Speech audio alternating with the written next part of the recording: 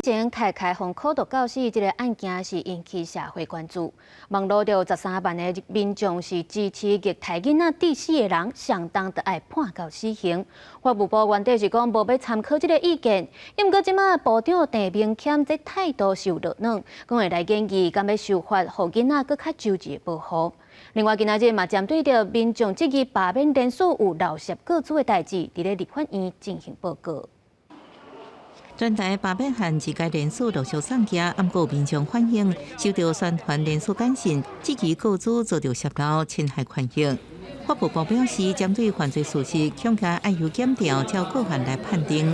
如果前面这个有违反个资去收集到相关的资讯，来做后续的这个传播讯息等等的这个动作，其实是有问题的。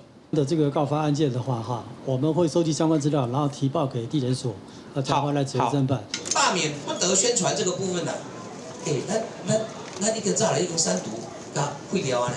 应该是说这个简讯，或者说这样的一个各自的一个第一阶段的取得判断，它到底哪一个阶段是违法才对啊？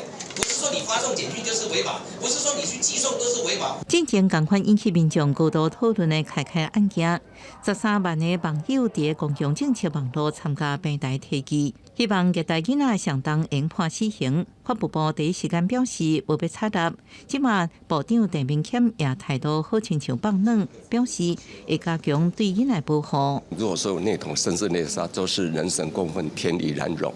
这是要零容忍。那这部分是否法律要再做更周延的一个保护？我们现在在研提中。这么多的民意在支撑着他理都不理啊，因为他眼睛只有上面赖清德，迟迟不敢表态。